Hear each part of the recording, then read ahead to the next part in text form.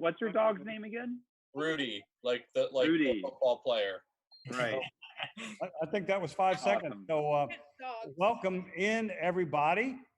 This is Chris Storch Sr., not to be confused with Chris Storch II. He is my son and the creator of the Chattanooga Film Festival. And this panel that you're watching now is the embodiment of CFF, which is to say that we make shit up as we go along sometimes, all to serve the art form of film. And if you know my son at all, if you know our festival, we want it to be kind of ramshackle, really. And you know, it's all for the love of cinema. Respect cinema is our hashtag. And when we had to shutter it because of the pandemic, we thought we were toast. And I don't know if I explained adequately enough to all of you about the history of it, but Microsoft approached us and we scrambled and put this thing together in 7 weeks. And that was freaking crazy. But we appreciate all of you because you had to send your films to us a second time. We had to type in ADI files, which we had never done. We don't do that for our festival. We had to do it for this platform. And so it was crazy. We appreciate your patience with us. And you know what? I'm happy to say that of the 49 shorts that we accepted, we were 49 for 49. Nice. Everybody wanted in, and I'm so grateful for that. So we're going to attempt to, without me stepping on everybody's toes, to introduce the filmmakers and their films. So Andrew, we'll start with you. Awesome. My name is Andrew Bowser, and I directed the short film Little Willie. Bria. My name is Bria Grant, and I directed the short film Megan 26, and I am actually in Megan Rosati's section of Bleed, which is, I'll let them talk about that. Izzy. Hey, I'm Izzy Lee. I'm a CFF and FAF alum for the past 4 or 5 years, and I'm here to Disco Graveyard. Sarah and Sean. I'm Sarah Wisner, and this is my husband, Sean Temple, and we directed the short film Thorns. Yay! Valerie, the award-winning short maker. I'm glad you are on with us. Yes. Introduce yourself, please. Yeah, I'm Valerie Barnhart, and I made Girl in the Hallway. Max. Hey, I'm Maxwell Nolovansky, and I made the film Jazzberry. This is the Barber Jazz. Brothers. Yeah. Art director. Hi, I'm Nathaniel Barber, and this is Matthew Barber. Yeah. And we directed Go Back. Mike, are you by yourself or is Austin with you? No, yeah, Austin's here next to me. I am Mike Wolf. I directed Hit and Run, co-directed Hit and Run with, you want to introduce Get on there, Austin. I'm Austin, co-directed Hit and Run with Mike, and then also directed Terraphobia. Right. Next, Chris. Hi, I'm Chris Todd. I directed For No One. Adam. Oh, hey, I'm Adam Murray, and I directed Gabby. Gates. Hi, I'm Gates, and I directed His and Herzog. Liz. Hi, I'm Liz, and I directed What Daphne Saw. Lola. Hi, I'm Lola. I directed one of the segments of Fatale Collective Bleed called The Safe Space, and I'm also in Tasha's film Beauty Juice. Charlie. Hey, I'm Charlie De La Zarica. I directed, produced, and co-wrote Love Bite. Kevin. Hi, I'm Kevin McTurk. Did that work? Hi, I'm Kevin McTurk, and I directed the puppet film The Haunted Swordsman. Awesome. Megan. Hey, I'm Megan Rosati. Oh, Megan. Which Megan is it? You go first. Oh, Megan Rosati. What just happened? I'm sorry. Multiple Megans. I should have clarified. There's multiple Megans in the house. All right. Go first. Okay. Megan Rosati, and I directed the last segment of Fatale Collective Bleed, ASMR, starring Brea Grant, and I also acted in Brea Grant's short, Megan 26.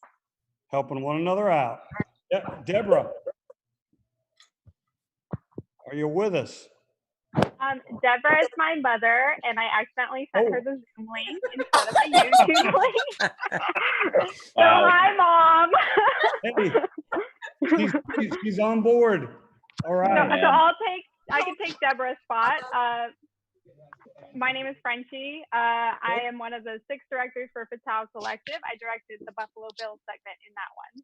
Good And I to also meet you. production designed Beauty Juice. Awesome. Helping one another out. Austin, we'll let you go again because I didn't see that you were in the other panel. Myself? No, Austin. Oh, Sorry. I'm sorry. no, you're fine. I co-directed Hit and Run with Mike, and yeah, that one, and directed Terraphobia. All right, this was one of the ones that people like. Compartmentalization syndrome. Introduce yourself in your movie. Hi, Elias Rodriguez, director and co-writer of Compartmentalization Storage Facility. Short, long title. Pierre. Hi, I'm Pierre. I directed I Who Have No One. Giovanni. It's Dean. I'm using my brother's computer. Oh, that's okay. Yeah, and I wrote and produced I Who Have No One. Co-wrote with me. Co-wrote, sorry. Yeah, co-wrote. And co-produced with me. Co-produced, sorry. I'm just here. Around on me, but I have not forgotten Megan Duffy. So Megan, take it away. Hi, I'm Megan Duffy. I directed Low, and I also did some screaming ADR work in Andrew Bowser's Little Willie. So That's true. Cool. It was beautifully done. Thank you. Okay, I guess the best way to start this is I'll ask some questions, and then we'll take a couple. Bria sent me some questions that were sent in by the audience, and I'll try to open it up too and make sure that everybody gets a chance to speak and talk about their films. So we'll start by I'll ask Valerie about this one. We thought it was cool, and one of the reasons that our panel selected your film for short of the year was the ingenuity that it showed. You literally taught yourself how to animate. What kind of a process was that? And I'm sure it wasn't easy. It was a lot of reading books, a lot of like just doing Hermione Granger thing, reading books, going on the internet, talking to other filmmakers and animators, especially Instagram. So like really great collaborative environment. So everyone was just really excited to give advice and going to film festivals every year. And that was sort of my education process. So I figured for each principle of animation that would come up with each sequence that I would break it down. So cool. All right, I'll move on to Austin and Mike. Austin is a veteran. He's a master of the quick scare. He had a short last year. Was it called Rear View? In 2 minutes, it will scare the absolute shit out of you. I want to know how you and Mike teamed up to do Hit and Run. Well, Mike, you can jump in too. Mike had done a bunch of practical effects for me before. He had actually come to a class while I was still in college looking for help on a short film he was working on, and ended up working together, worked really well together. So we decided that we would take a shot at directing some stuff together and see how it turned out. Mike, you want to add anything to that? Yeah, just because it's kind of important to me. I had gotten sober, and I had made some stuff before I got sober and wasn't really sure. I didn't like any of it. And when I got sober, I was like, well, I don't know that I can make anything anymore.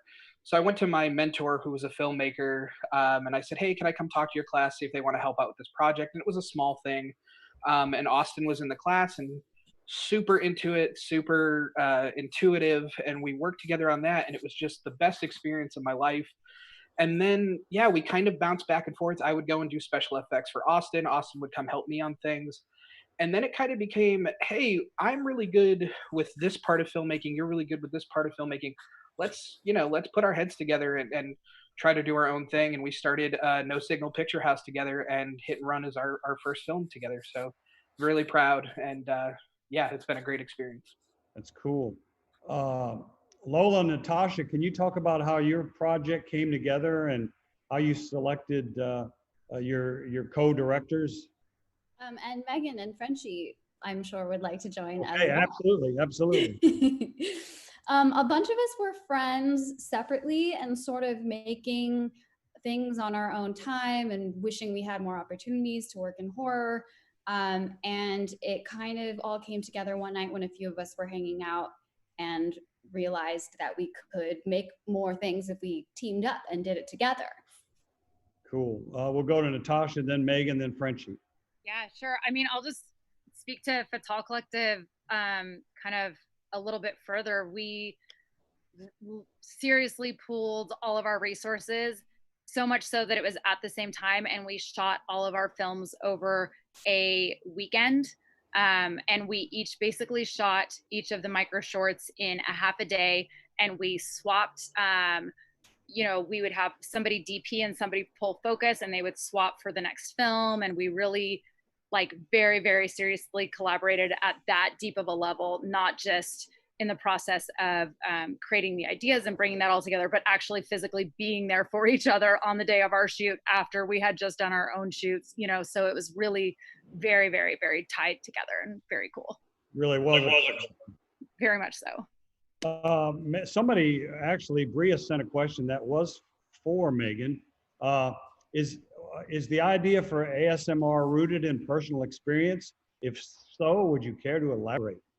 Oh yeah, totally. Two ways. One, I hate ASMR. It creeps me the fuck out. And I was like, what is my biggest nightmare? Being stuck in a situation where I can't turn the ASMR off. And then it kind of, deeper meanings led me to think about my own depression, anxiety, and it's kind of the same thing, right? Like a voice inside your head that you can't stop. So it was weirdly prescient for this quarantine time, because it's like, what's worse, being stuck at home alone with a negative monologue you can't turn off. Good answer. Frenchie, talk about your experience on The Collective. Yeah, so we all came together, and I think we really wanted to create something that was horror for the modern woman. And so we all really joined together and came up with our ideas across the board that reflected that theme. And they're cool because they all reflect our own styles, and it's pretty rad to see them all together, I think. Andrew, you directed and acted in Little Willie, and when I saw Adrienne Barbeau, I thought, I know her, and it just didn't occur to me, and I thought, wow, that's a great get. And then when I saw that you had Zach, and can you talk about how your project came together and how you cast them? Yeah, actually, it was kind of happenstance. I went to a horror event in LA. It was called I Love Scary Movies, I think, or I Like Scary Movies. It's kind of a walk-through museum of. You went to that. Yeah. And I met a guy named Sean who he reps horror talent for conventions. And I hadn't, I'd written the script for Little Willie, but I hadn't gotten it off the ground. And Sean became a producer on the short. I said, I have a short that's about the horror convention scene. I don't know if you'll like it or hate it. But I sent him the short, and he was the one that connected me with Adrienne. Zach I had worked with on a sketch a few years back, but Sean was his rep as well for horror convention appearances. So it really was finding this producer at an event in LA that led to that talent getting involved. Bria, you were so busy in the last year. I know we were in talks to try to get your feature on the ground at CFF, and you acted and directed, and you're directing TV, and you do your book podcast. What I like about you is that you're sort of a Renaissance person, And so how do you juggle the various interests and the gigs that come your way? Well, thank you. That's nice of you to say. I don't sleep. I'm just kidding. I sleep a lot, actually. I know how that goes. I sleep a ton. This is so boring, but for anybody who is interested, I'm kind of obsessed with time management. So I don't spend a lot of time on the internet. I don't spend a lot of like wasted time during the day. I work like full days. I get up in the morning.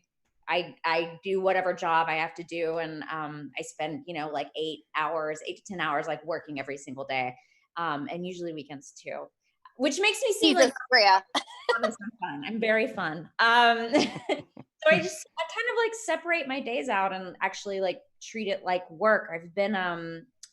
I haven't had like a regular job. I mean, these are all jobs. Obviously, they're tons of work, but I haven't had a job in like over 10 years. So I think starting as an actor, you have to like really figure out a way to organize your days and keep motivated. And that has kind of like influenced me to, I should write a book about time management. I love it. It's like one of my hobbies. I will read your book about time management, please. I could use that book. Write Yeah. it.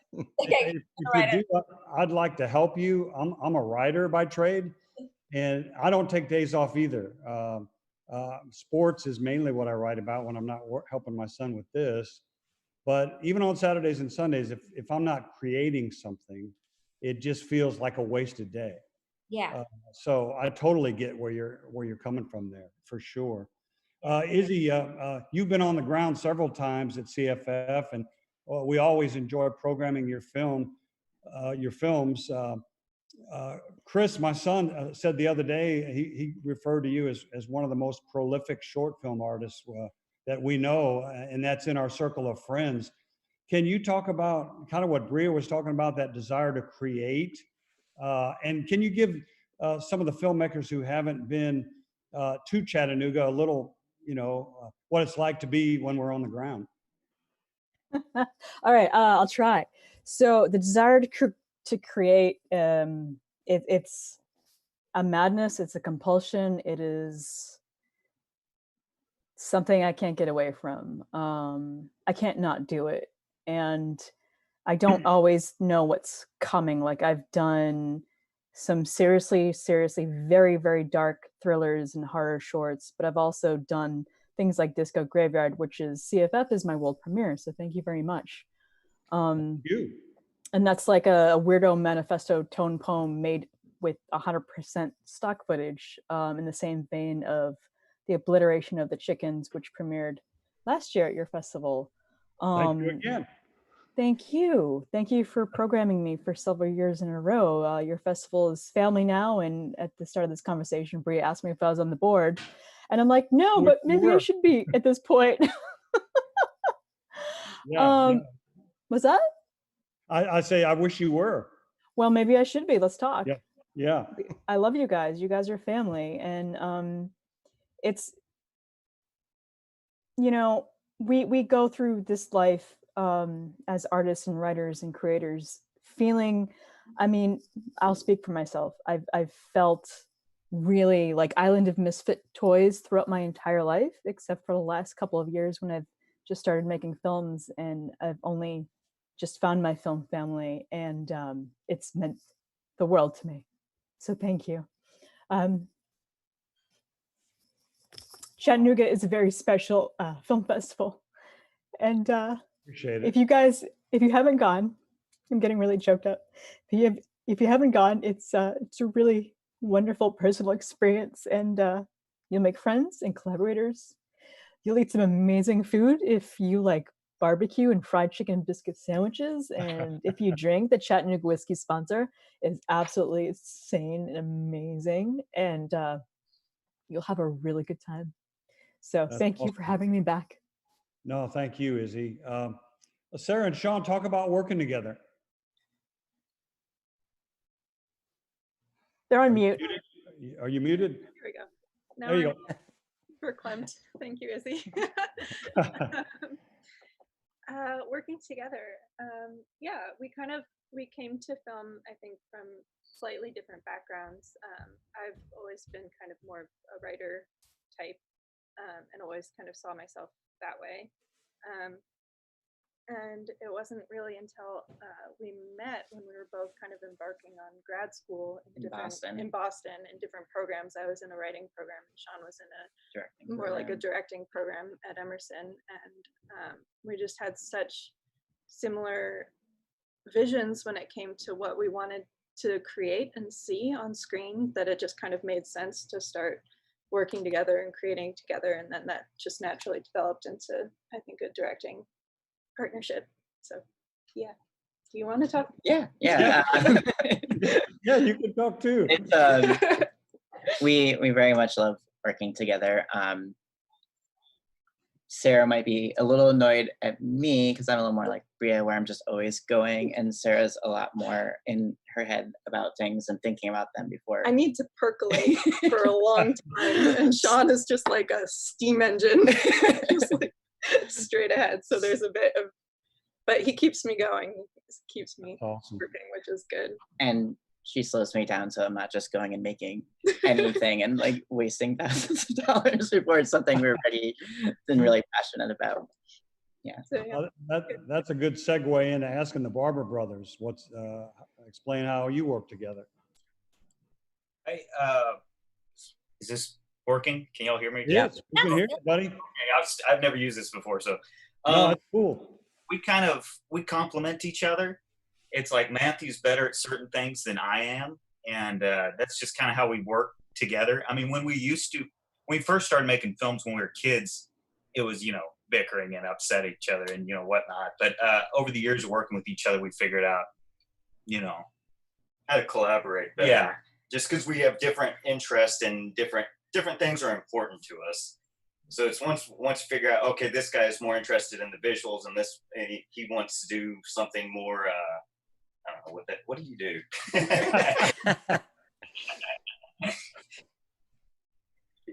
Yeah. So it's. Yeah. We actually talked to the Hayes brothers a while ago, and it was in similar fashion. They were like finishing each other's sentences or, kind of stepping on each other's toes, but it's pretty cool. I can tell you working with my son is cool. He's kind of my best friend, and it kind of sounds corny, I know, but the day that I first laid eyes on him, I said, well, my goals just took a back seat to yours. And so he always was interested in film, and I tried to support it the best I could, and to work with a family member and to actually at the end of the day still be best friends, it's pretty cool. So siblings and husband and wife teams, much respect to you for being able to work together. Kevin, tell people about your background and your particular skill set as you made this film. Are you on mute? Sure. Oh, okay. Hi there. Hello.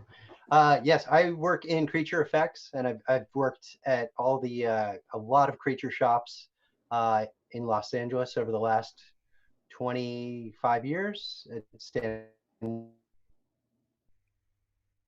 And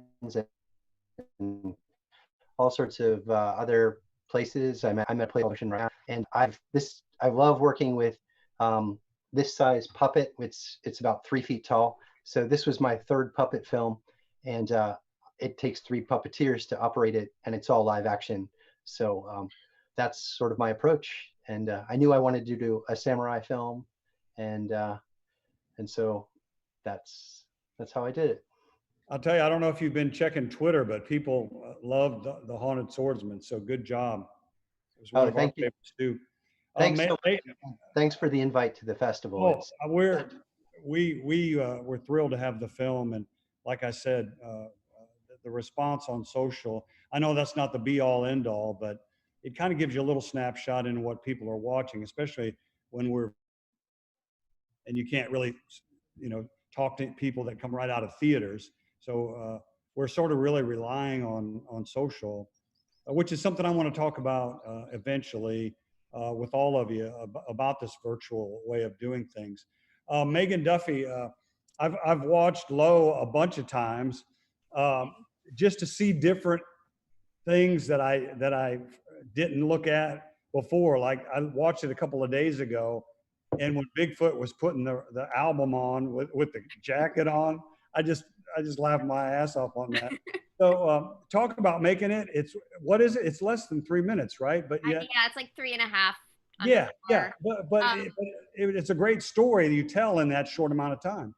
Well, I've been a full-time actor for the past, I think, 11 years, but before that I was a music video and commercial producer. And part of what I would do with my directors is we would develop treatments that would fit within the budget. Normally it was a lot of me saying, you can't afford that, you can't afford that. But I developed a sensibility for how to tell a narrative set to music in just a few minutes.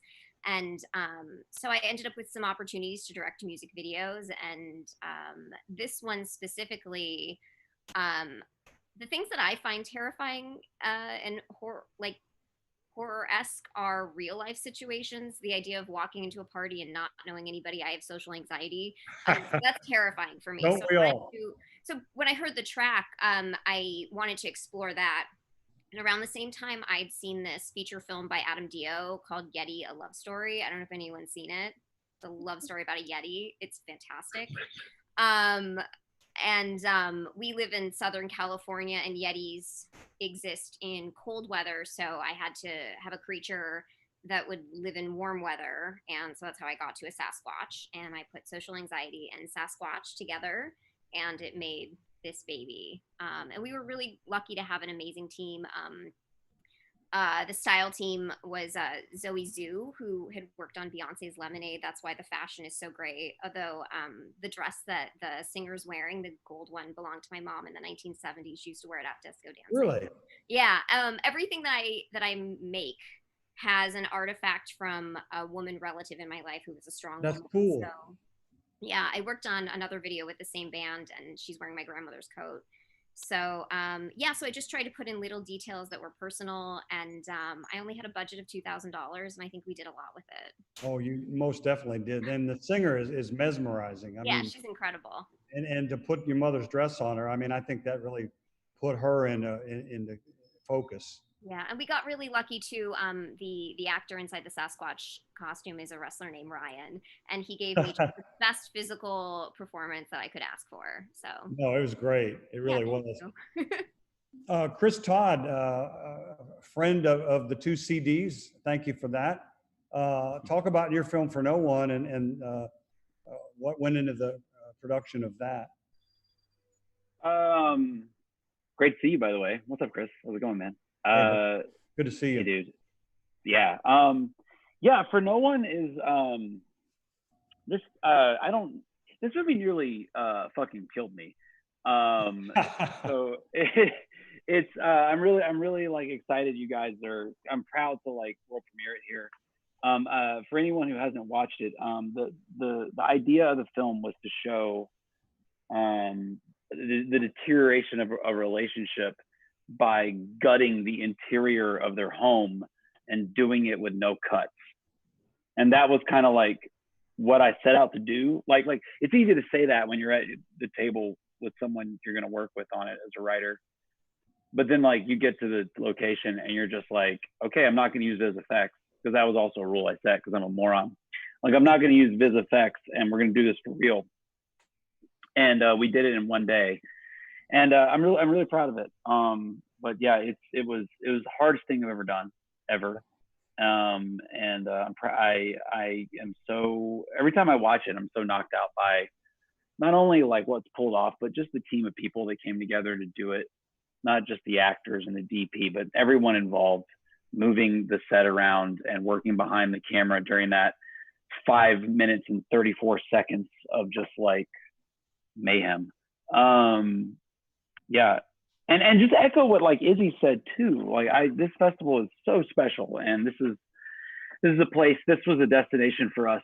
Out of the gate, we were shooting last April and talking about this festival when we were making it. So I was really honored and excited when you guys said yes. And yeah, it sucks we can't all be there on the ground, hanging out and having beers and whiskey. But this is amazing, and I'm just glad to film and as a platform, and I'm glad you guys were able to get this put together. Well, we appreciate it. We had to scramble so much. Usually, for those of you who haven't been to our festival on the ground, we always have a Q&A after every short block. And that was the one element that, that it was tough for us to pull together because there were so many filmmakers. And I'm glad that you all took the initiative to do it. And when I saw that you did, I think I reached out to Bria first and just volunteered if you all wanted me to kind of moderate. And it's really worked out great so far. So thanks again for thinking of it. I want to go next to Adam Murray. Tell us the story idea behind Gabby. It was definitely one of our favorites. Hi, am I coming through okay? Yes, you are. Oh, yeah. Okay, great. So for Gabby, I work in, I guess, Bowser can probably kind of, also real quick, Megan, my mom texted me asking what ASMR is. So yeah. Automated somatic meridian response. Yeah. She's not going to know what that means, so I'm going to have to explain this later. You can Google it. So Bowser can kind of back this up. I work in, I guess, nerd media, I guess, is kind of the best term for it. I work for a company that's heavily involved in nerd media. And so I'm constantly exposed to a lot of people on the internet who kind of take ownership of fandoms are films that they love and it seems also really, really hate. Mainly like stuff like Star Wars or Marvel Comics or DC. And so I came up with the idea, like I wrote like a few lines. I was like, what if a comic strip creator had to deal with a super toxic fan who is obsessed with the idea of like telling them how to make it better and what's wrong with it after it's been around for so many years? Because the internet has a very strong track record of taking ownership of things that they didn't create. So I wrote that down, just like a couple lines, and I went to my friend Alexis Coserano, who is one of my best friends. I love her to death. She unfortunately can't be here. And I was like, hey, and she also works in nerd media and has dealt with a lot of social media stuff due to her job. And I was like, hey, would you want to write this, being a woman on the internet who has to deal with some of, if any woman here knows, being on the internet is a nightmare for anyone who's creative, and you'll be told 1,000 times what you did wrong or what's bad or anything. So I was like, you take the reins on this. Let's write it. Let's make it. And I wanted to just kind of do an examination of toxic fan culture, but with a Sunday morning comic strip, which I think is a thing that doesn't exist. I don't think anyone's like calling up Jim Davis and telling him what Garfield is doing wrong. I don't think they're really like, I don't think that's a thing that happens. But I am Adam weekly. He sent you cease and desist. I've seen. Yeah. I thought that would be an interesting angle to take it, but it was just kind of an examination of how so many people on the internet, after something that's been around for so long, so many people kind of take ownership of it and think it's theirs and try to tear it down and make it their own, when the person who created it, it is theirs. And guess what? It's their vision, and they don't really have to listen to you because it's theirs. Right. Max, when we were first reacquiring the short films, and I was sending them over to a company that Microsoft hired for this gig called MediaCon. Mm-hmm. And yours was one of the first ones that they singled out, as, like everybody watched it and really loved it. And we knew we were in good hands when honestly, we were a little bit afraid because Microsoft is a company, and this is great, that has, they're super inclusive. Empathy is a key word throughout the company. And we thought, Chris and I were like, dude, some of these films that we've picked for like genre films, what are they going to think? And what's really cool is like, they never said a negative word about any of them. And the ones that they singled out for praise, we thought, okay, yeah, we're going to be all right. Yeah. So what happened was Microsoft hired this company that basically works with Hulu and a bunch of streaming services. And we knew we didn't just want to be VOD, because anybody can do that. So we tried to bring the festival into it. But what struck me is yours was one of the first they saw, and they really loved it. Can you kind of explain the film to those who haven't seen it, and talk about your ideas for it? Yeah, well, thank you. Yeah, I didn't know where you were going with that. When you said, oh, Microsoft, one of the first films they saw was Jazzberry, I thought you were going to say, oh, they were a little bit worried because of all of the, cock and 8-breasted women and so forth. And I was like, uh-oh, that's not a good thing to start off with. You don't want to start with it. But that's good. That's a good. Well, it was the, as my son likes to say, the canary in the coal mine. Yeah. Because we thought, okay, they're cool with this. And, yeah. So, but anyway, tell the folks about the film. Yeah, I mean, it's this kind of anthropomorphic romp, starring this like half panther, half woman kind of vixen who lives in this vaguely 17th century kind of cobblestone town. And there is this kind of crow man who's very upset that she kind of just lives freely and fucks all these kind of Tom of Finland-esque like beefcake dudes. And so he starts turning all the beefcakes into birds. And then so she has to go on this kind of little slightly musical-led romp to get her sex bots back, or her beefcakes back. And yeah, so that's what happens. I'm, a big fan of Ralph Bakshi and Tom of Finland and stuff. I guess it kind of just started like anything. I wrote 3 pages and then it got out of hand, and then it got way bigger than it should have ever gotten. And then it was made, I guess. Yeah. Sometimes you just got to let a project go where it goes. Mm-hmm. Yeah, it grew. I mean, it actually started originally with a song like 4 years ago. I wrote this original song. And then we got the R&B singer Masego. If anyone knows Masego, he came on and he like wrote the theme song for it. And so they were like, oh, great. And like, he was really excited about it. They had seen the movie. And then like right before, I don't know, maybe 2 months ago, like his, I mean, it's probably not even good to say this, but his legal team was like, you gotta take it out. You can't have it. We saw the final product and we do not support this. This is an extremely offensive movie. It's against our morals. I'm like, so you're just homophobic? That's your morals? Like, what exactly happens in here? Anyways, it's beside the point. So we took the name off our market name there, and so he said we can keep it for the festival run, but once it's released, we got to get a new song. Speaking of release, it was cool for about 5 minutes when I had a song with Masego. I'm like, wow, it's going well. This is pretty fucking hot. And then, yes, alas. Easy come, easy go. Too many penises, I guess. I don't know. It's ridiculous. Izzy, a question came in for you. When can I get Disco Graveyard? Well, feel free to message me on Twitter or Facebook. But this is our world premiere. We were supposed to premiere with Boston Underground Film Festival in late March, and that festival hasn't been able to reschedule yet. So CFF is our very first screening. So thank you again, CFF, for that. But as far as when it goes online, I don't know. It's such a strange, crazy it is time to be alive. So I'm not sure. It's absolutely nuts. And I want to talk about that after I talk to a couple of more.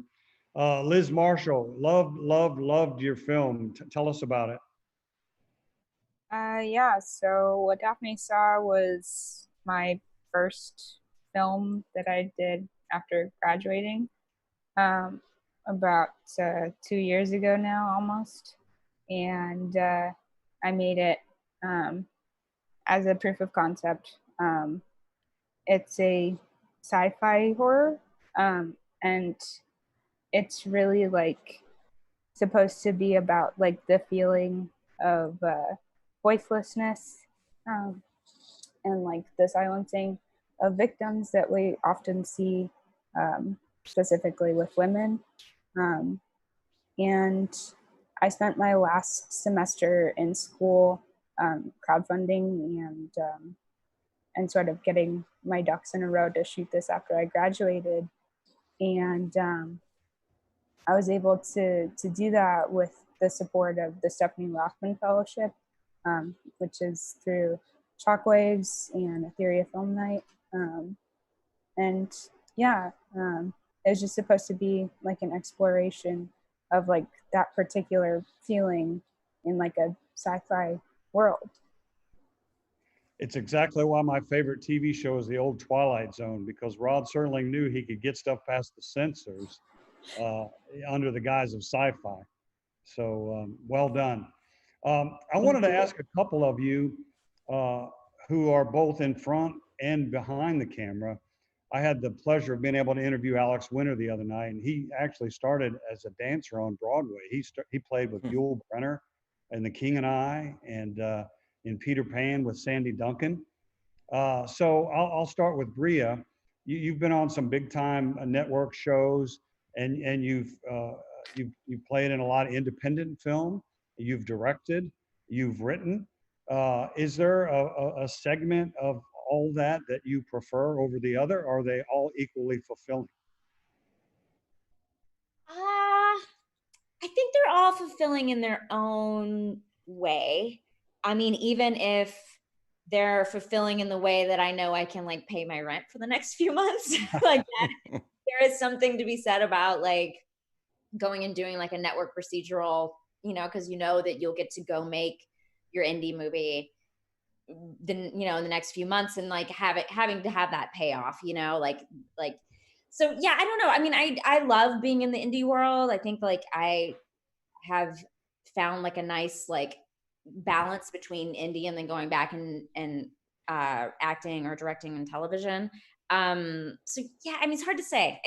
I've like, I think certain things are for me, certain things are not, and I always try to like keep that in mind. There's definitely like certain films and certain TV that I would not want to be involved in, but for the most part, I feel pretty lucky I get to do it all. Andrew, you directed yourself, and I honestly, your character kind of reminded me, because we had him at CFF year 3 of Clint Howard a little bit. I just thought it was a great performance, and obviously unhinged at the end. What was that like? You know, being your own lead character. Well, it's funny you bring up Clint Howard. I actually tried to cast Clint Howard to play my dad in a short a couple years ago. He's a good dude. He is a good dude. We weren't able to make it work, but he's amazing. Well, for me, it was important to have a producer and a DP that I really trusted, because I knew we wouldn't have the time to have me pop up and go to monitor and review the footage and watch back each take. And I also didn't want that. I didn't want to kind of, you know, break out of the groove that often. So I had a really great producer named Brendan and a DP named Dan Adlerstein, and I trust them implicitly. So we would do a take and I'd ask them for direction. So really, you know, I always kind of had my like core focus and I knew what I wanted, but I relied on them to course correct for me when I needed it. And there was only, you know, maybe once or twice where I felt like their direction didn't line up with my instincts. Most often where they felt like the scene needed to go, I felt like the scene needed to go. So for me, it's important to kind of surround yourself with collaborators that are on the same page, that can kind of keep their eyes on the target for you.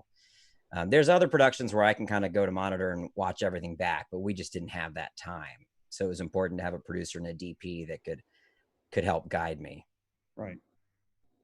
Gates, His and Herzog was another one that we sent to MediaKind, and the guy there that we worked with was a little cranky, but I can understand why, because we flooded him with content at the last.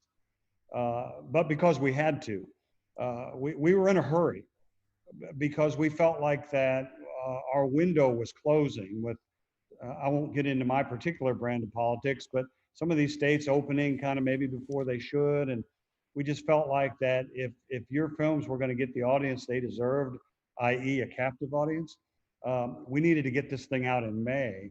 And but His and Herzog was one of the first we sent in to be ingested into their system, and they loved it. Can you talk about the concept behind your film? Yeah, well, first let me just say kudos to all the Chattanooga Film Fest people for making this happen. Like, thank you.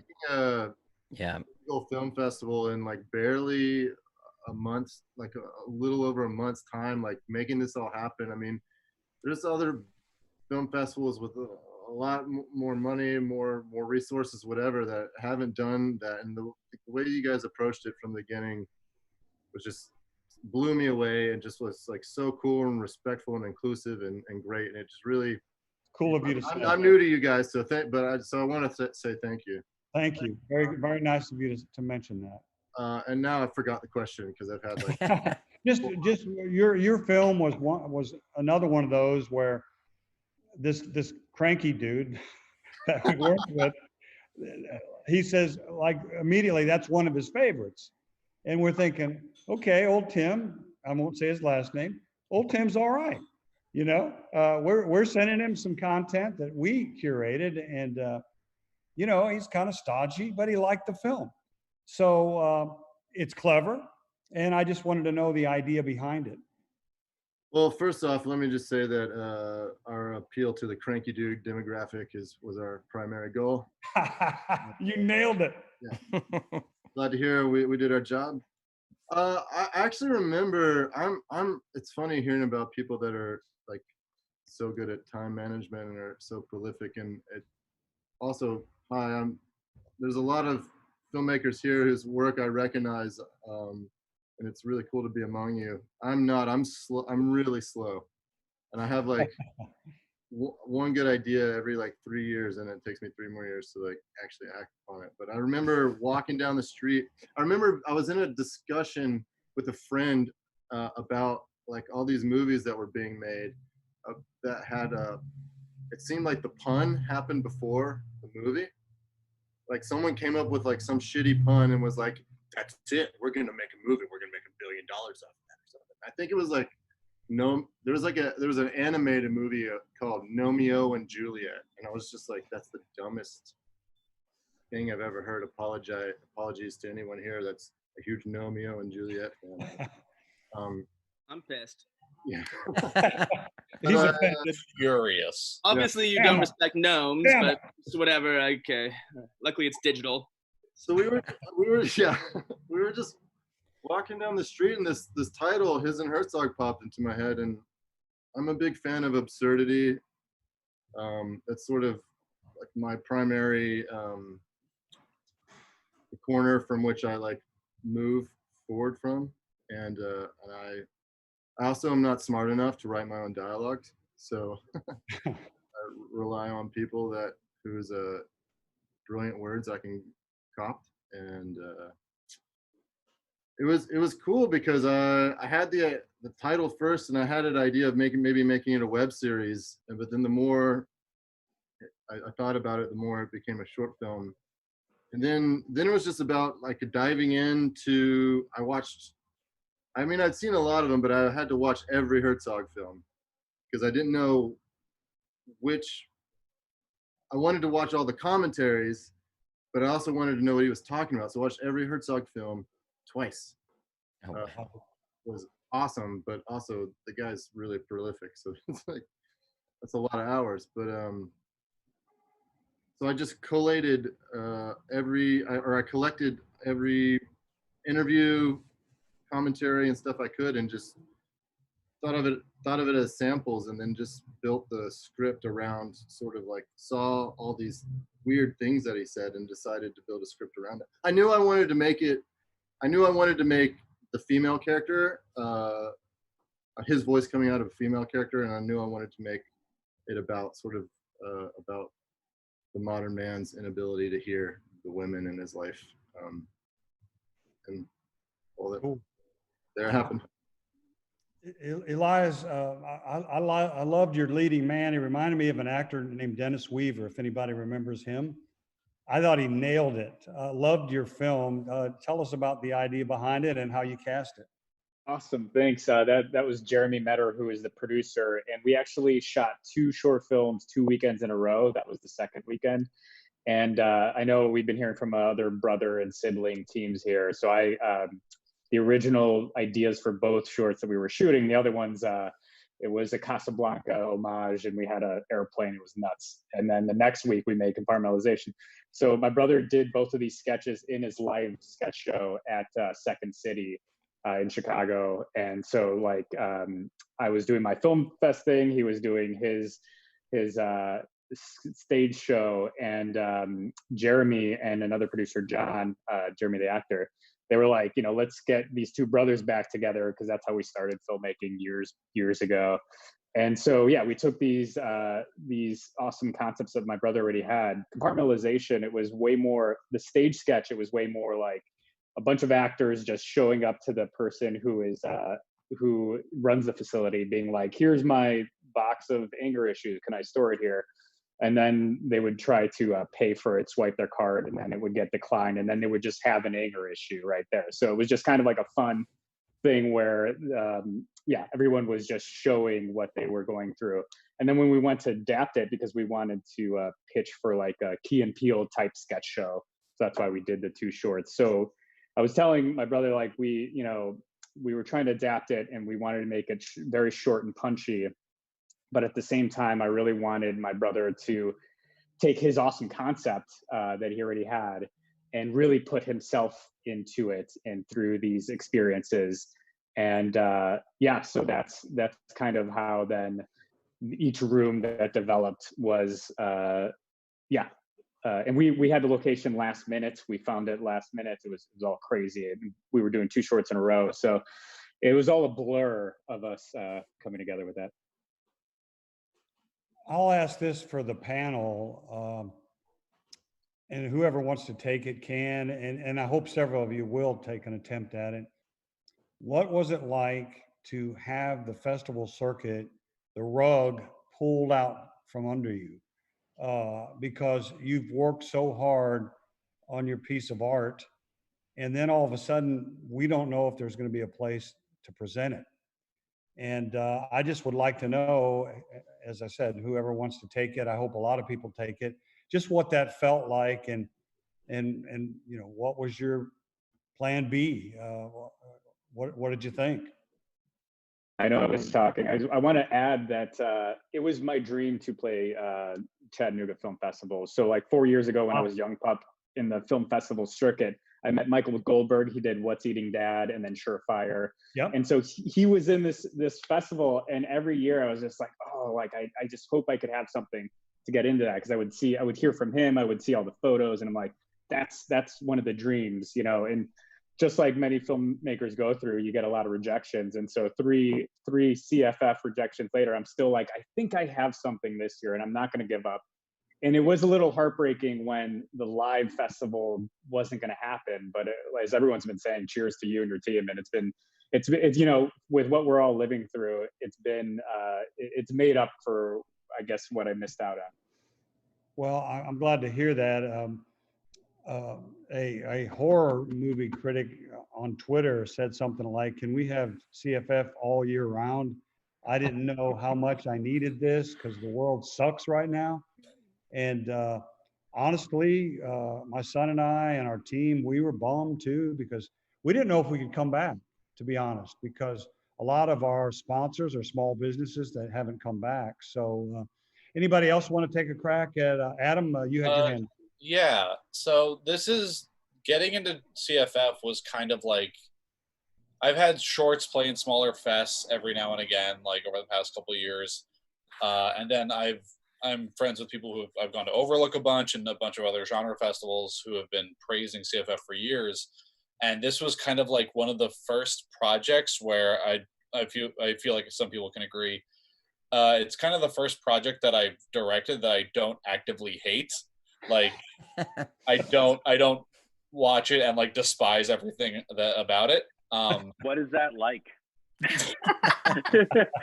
A very strange, very foreign feeling that I don't know how to take in.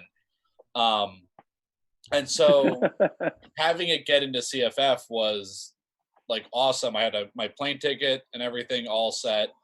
And then, like you said, the rug got pulled out. But the strange thing about it is, a friend was texting me the other night and asking how it was going. And I said, I think it's a weird feeling because it's online, and anyone who's gone to festivals know that there's like blocks of shorts, and then it's like either 1 or 2 days you can catch the same short, maybe twice a weekend, and then it's gone. Where this was around for so many people to engage with, and I feel like it got a ton of reception from people who may have never seen it. And it was such, like, I don't take compliments well. I'm from New Jersey, so I don't accept like people saying nice things a lot. And so seeing just like the outpouring, and I know like everyone has seen it like on social media, just people, like even people in this Zoom chat have been amazing. Like the Barber Brothers, for example, like everyone here is great. The Barber Brothers have been like the nicest people on the face of the planet. I don't know if anyone else is in it. They're like the sweetest people in the world. It's just it's a great feeling going from thinking no one's going to see your short and you're like, oh, I might as well put it online because festival season is done because of this pandemic, to then having you guys at Chattanooga come through and put this all together in 7 weeks. And then it gets more reaction than I think any of us were anticipating, from it being online and being $10 for a day, $30 for 4 days, like crazy. Yeah, it's a great point you bring up, and it's really given us pause. We love the communal aspect of on the ground, but we're thinking we may do some kind of hybrid next year with some simulcasting or something, because there's no question if your films were at CFF, there'd be a block of films and there'd be people that go, but now they've been available on demand for 4 days. And I really think you all have been, and I'm not just saying it because it's CFF, but you've been the beneficiary of having your work there for people to click on and see. And I've seen a lot of, hey, what should I watch? You know, I want to dive into the shorts. What should I watch? And, you know, a couple times I'll just kind of lurk on social media and I'll type in a couple of names, and but most of their peers will suggest. And I think everybody on this panel, I've seen your films mentioned. So maybe we're onto something. I don't know. I do know this. We're about out of time, Andrew. We're at the 9 o'clock hour. Yeah. I will say you are onto something. I'll just say that. Okay. Yeah. Well, I wanted to say, I think it's really awesome. You know, as filmmakers, we operate within restrictions. I mean, I'm pretty sure everybody here probably made their film with a great many restrictions. And it was really wonderful to see this festival kind of reciprocate that and choose to go forward with their festival with these restrictions. And it was really cool to see that kind of, I don't know, the effort, well, matched and beyond some, to still get our work out there, which is really awesome. Does it matter if we go over, by the way? No, not at all. Okay. I actually let's keep it going for a little while longer. Continue your point there. Oh, well, no, my point was just that I think it felt really, really good as a creator to see a festival make the effort to still create a platform that would get our work out there, because, you know, we're striving to create these things. And I think our fear was that with this, you know, new normal, there wouldn't be an opportunity to get our work to an audience. But you at the Chattanooga Film Festival, you know, you did. So we really appreciate it. Well, thank you. We were fortunate that Marco Rhoda, a guy who has, I think he's one of 12 people in all of Microsoft who has autonomy, basically can do what he wants. Yeah. When he walked in the door on the first day of the job, he said, well, he went to his immediate supervisor, which I guess he's only got one. What's my job description? And she said to him, disrupt shit. And so we feel like we have disrupted the normal. We didn't want to, we weren't satisfied with a VOD platform. So we came down to Atlanta, and there's a studio called Media Team. And we wanted it to be like a public access, you know, show, and to be kind of campy and to be kind of nutty and kooky and crazy. And but make no mistake, 49 out of 49 of you said yes. And we didn't know whether, you know, we had to ditch Chrome. I mean, that's the #1 browser in the world. Right. But I'm sure you know this, a Mac and a Chrome, you can steal whatever you want. You can go to Netflix and cherry pick. So we had to ditch Chrome. We had to limit our subscribers to a certain number. I mean, a low number. But none of you worried about that. You know, none of you were afraid of that. All of you trusted us, and we'll never be able to repay that confidence, except to say that we hope to see you in person, and we'll buy you a beer. But we've enjoyed having your art, and Chris and I are big, and he can think of these names. He just tosses them out all day long. But #Respect Cinema was his. That was from get-go when we first started this festival. And you know, he's known since he was 5 that he wanted to be involved in the movies. And so he truly does believe that there's no such thing as a B movie or a bad movie. A big popcorn film and an art house film are all the same to him. So we just wanted to give you all a forum for this. And I'm so glad you came up with the idea of this panel, because honestly, you outthought us on it. We racked our brains and we figured, how can we do this? You know, and I kind of was the one who said, well, you know, I recurated these. Let me kind of offer if they want me as a moderator. So again, thanks all of you for the confidence. You know, give an applause to yourselves. Thank you. The festival circuit was messed up. You know, I write about college basketball. The NCAA tournament was taken from me. That hurt me deeply. But we persevere. We move on. And I used Zoom. I teach at the University of Tennessee, and I teach a sports writing class. And I used Zoom on 4 consecutive days. I decided I hated Zoom because I like to be around my students, right? It's the interaction that I get. And I'm in the classroom to help kids. And I hated Zoom at first. And then I decided, you know what, I'm going to lean into it. So I got the coach from the University of Tennessee, a guy named Rick Barnes. I'm sure Bria may have heard of him. He used to coach at UT Austin. But I didn't let him know that he was going to be there. So Rick Barnes pops up on screen. And, you know, as you know, Zoom can record. And the looks on these kids' faces, they just freaked out. So one girl, I made him write about the first week. I had Reese Davis from ESPN come on, and I made him write about the experience. And one girl said, after this pandemic, I couldn't sleep for a week. But when Coach Barnes came on, and he was so cool and so kind and so confident and reassuring things were going to be all right, she said, that night I slept like a baby. So I told Chris, I said, let's lean into this. You know, we used a different format, Microsoft Teams, but I said, let's lean into this. And so thank you all for outthinking us and creating this forum where we could really have a nice chat.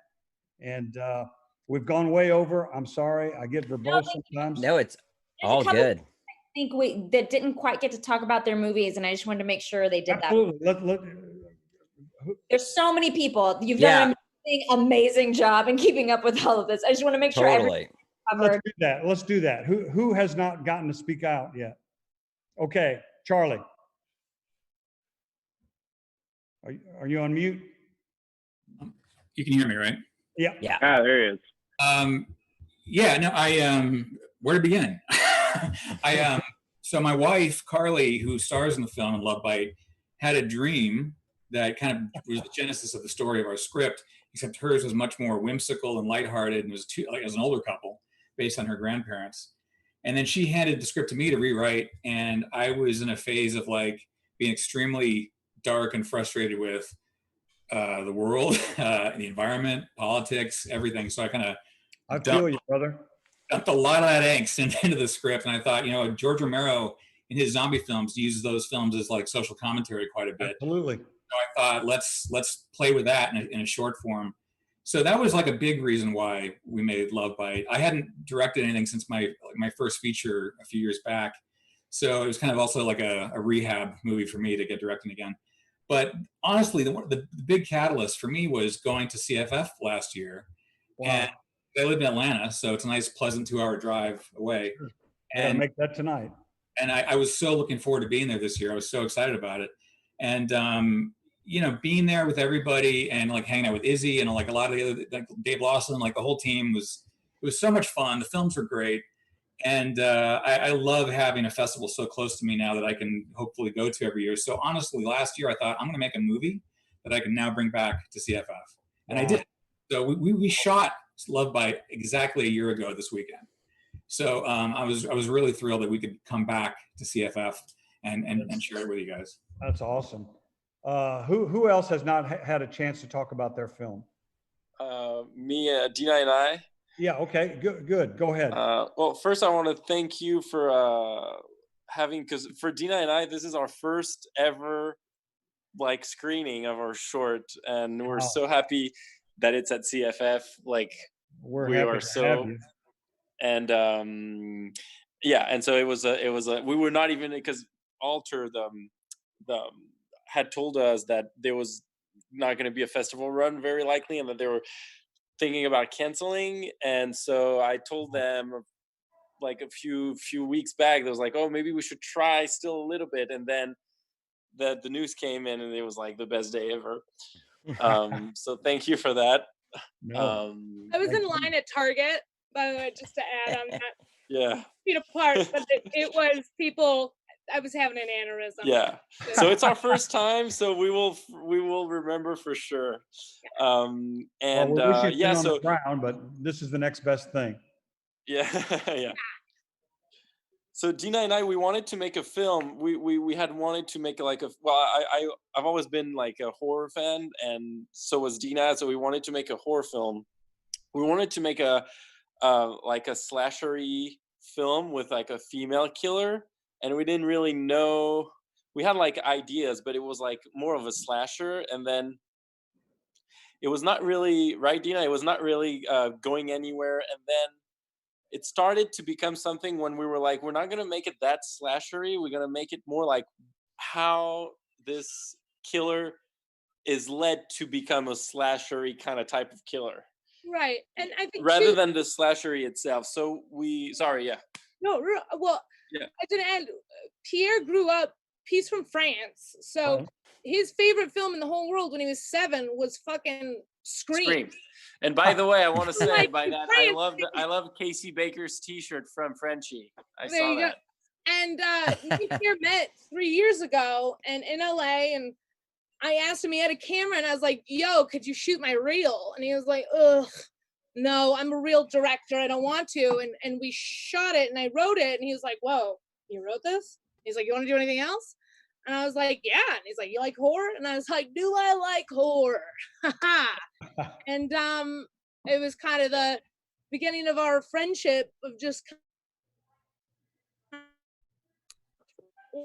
writing this, and you write what you know. And so Frankie is an a plus size girl in a world of wanting to be, at least for me, it's hard.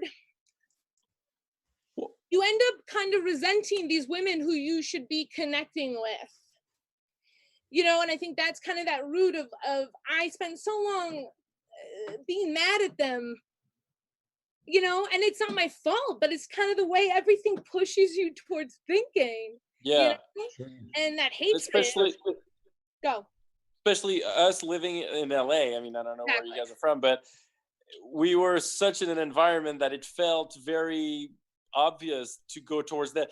It really went from like, let's explain how this character struggles in her everyday life to where the point she has like a mental illness, but then from that, we ended up kind of making a statement that became clear as we were doing it. Yeah. It was not like we were not like trying to make a statement from the get-go, like, oh, we're going to make this film because we want to say this. It was more like, we're going to make a film about a struggling kind of like lost like you're woman. lost. Like, yeah. And two, with everything going on with equality, especially in the film industry and every industry, hopefully, sure. Is we just didn't, I don't think we didn't know we had it. And we're always catty to each other a lot of times. And it's the way that society wants us to be, like pinning, you know. And now that there's this connection, that's so wonderful about Bleed with the female collective. They have this thing where we're working together. We don't have to be competition anymore, and we shouldn't be. You know what I mean? And we need to help each other and get over these idealistic, no offense, not that men did, but the men previous, you know, the grandparents, not you men. I love you men, great guys. It's all good. The old boy network. Exactly. And so like I struggled with that a lot of times, and I'm Mexican and Italian, and so you're okay to be chubby once you get married. You know what I mean? Like it's all good to be fat then, but before, oof, what? Like, so it was, I mean, my parents are amazing, but there was always that underlying, like, don't you want to be prettier? You know, it would help you so much, but they would say it nicely, but it still seeps in. And so I think for Frankie, I think for everybody in any situation of any sort of exclusion for anything, I think it could break, and you'll have a boiling point, you know. And she does. And is it right or is it wrong? We don't know. But she's still. And she ends up killing people. It does. And it starts off good, but then you know what I mean? And I think with some movies it goes not to the cliche, but it does. Where, you know, then she starts killing men, and that's it, right? Yeah, that's the thing. That's the thing that I want to say. Because some people, when we were developing and starting shooting, they're like, oh yeah, so then she only kills men. And then we were like, no, she keeps killing these women, because in her mind, they're like the culprit, and they are the reason why she feels that way. So she goes both ways. We kind of we keep it gray. We don't want to make it black or white. Yeah. We keep it like confusing, because this whole problem of beauty can be, it's confusing. It your mind, and you can forget what. And we kind of, it's like you root for her to kill because she had such a shitty life, but then at the end of the day, you need to condemn her for her actions too. Yeah, towards that ending, she's evil too. Oh, yeah, exactly. She's all of it. Yeah, we wanted to do that, and but I'm so anyway, happy I appreciate you liked it. So. Thanks for that. Yeah, I appreciate the feedback. Is like our heart is so full right now. It was everything we had in our lives was into that film. Just me and Pierre put everything. I just want to say that this film was, 90% of this film was made with me having the camera and Dina being in front, and doing that on Sunday afternoons or nights. It didn't look like a real production. I'm telling you, there's like maybe $2,000 top put into that, and we're so happy. All the better. We're so happy that now we're at this panel. All the better. Give me another beer. Well, I think that's we thank you all. Been a lot of comments on the chat, which I've simultaneously been trying to read too, about kudos to Andrew and Bria for putting this together. Thank you so much. Thank you. No problem. Thanks to all of you.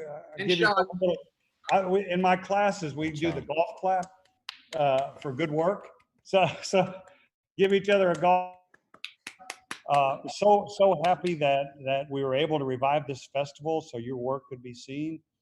You've always got a spot to come down to Chattanooga. Bria, I know that my son has talked to you about a couple of things that he's working on, which are super cool, and we hope that happens sooner rather than later. And thanks to everybody. You all have a good rest of the weekend. Thank you. I juggled this the best I could. It's getting darker where I'm at. It was great, and there's still. He threw this at you, and you did an amazing job. Yeah, and there's still time for people to watch more content on the site. Absolutely. I mean, you've got actually, for those of you in LA, a few more hours. Yeah, midnight LA time, 3 a.m. Eastern time. Perfect.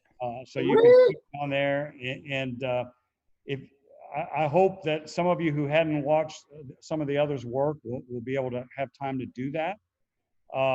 One filmmaker that wasn't on here that made a brilliant short, La Serena, that won our Tennessee Filmmaker block. He had Beth Grant, who was in Donnie Darko and No Company for Old Men in the film.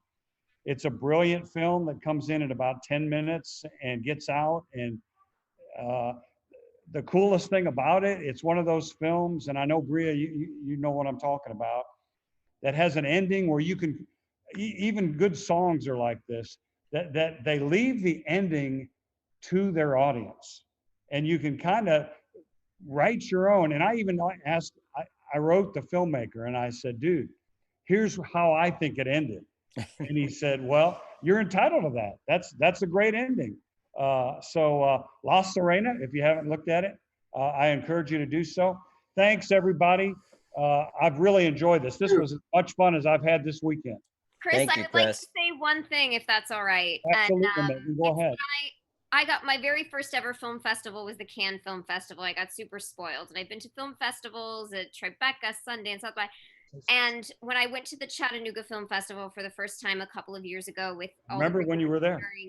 It was the first time that I ever said, oh, I get why film festivals exist, because what you do is you bring really amazing, artful, high quality storytelling to fans, and at the same time you nurture your filmmakers and make this amazing community. You guys create this amazing community where everyone feels a sense of belonging. And if anyone was going to figure out how to put a virtual film festival on during a global pandemic, it was you guys, and you have built it. Megan, I can't tell you. I can't tell you how much that means to me. I'm gonna start crying too now, but I mean, every single piece was excellent. And the taste level that you and your son have in terms of storytelling is unparalleled. God, that's as nice as anybody said to us all weekend. And it's coming from somebody who, like you said, you've been in front of the camera, behind it. That means a lot. And again, we thank you all for trusting us. There had to be that level of trust for this to happen because, again, we didn't know about piracy. There were so many things. It was a brave new world. I feel like how Columbus must have felt when he set sail, you know. We had no idea. And that it worked this beautifully, and we created things as we went. Some of you might have seen Beelzebub in studio, our resident demon. He's going to come out to CFF next year and sign autographs. But it's been cool, and thank you all for being a part. I wish we could go on talking all night, but thanks again, and you all have a great watch some more films. Thanks a lot. Thank you. Thanks, everybody. Thank you. Take care. Bye. Bye. Bye. Thanks, Bye. guys.